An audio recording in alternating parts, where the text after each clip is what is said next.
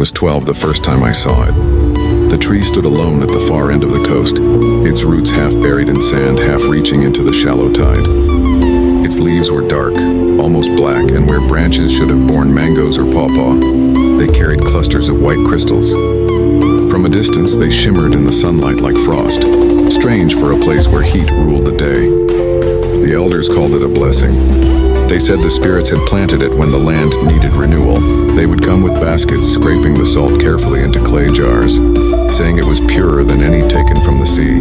But the fishermen disagreed. They claimed the tree was a warning, that before it appeared, fish swam freely to the shore, fat and plenty. After the tree's arrival, the water near the coast turned strange. Nets came back empty, or with fish whose eyes were clouded over as if they had stared too long at something they shouldn't have seen. I remember the day my uncle Duro decided to take more salt than usual. "You've never tasted food until you've cooked with this," he said, filling his sack to the brim despite the old man watching from the dunes.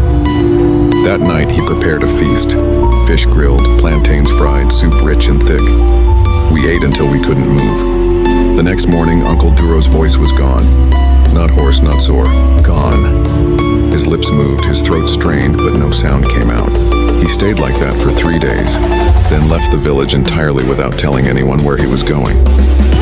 One by one, other villagers began to change. Some who used the salt said they heard voices in their sleep, whispering in a language they didn't know but could somehow understand. Others stopped eating anything else. They'd sneak to the coast at night, crouched under moonlight, scraping crystals into their mouths raw. And then there were those who stayed away.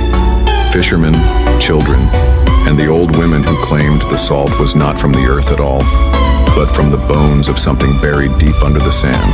Last season, the tide rose higher than it ever had. Waves struck the roots, clawing at the shore. The tree didn't break.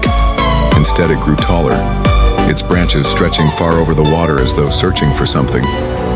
Now the crystals are larger, sharper, and when the wind passes through them, they don't just chime. They hum, low and deep, like the sound of a drum underwater. I went back yesterday. The beach was empty, but footprints led to the tree, fresh ones. At the base, I saw a small wooden bowl filled not with salt, but with coins, beads, and shells, an offering. I didn't touch it. I don't know who put it there or why the crystals above seemed to lean toward me, catching the dying light.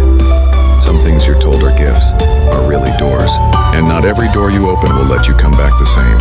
Tell me, if the tree stood before you and its branches bent low enough for you to take, would you?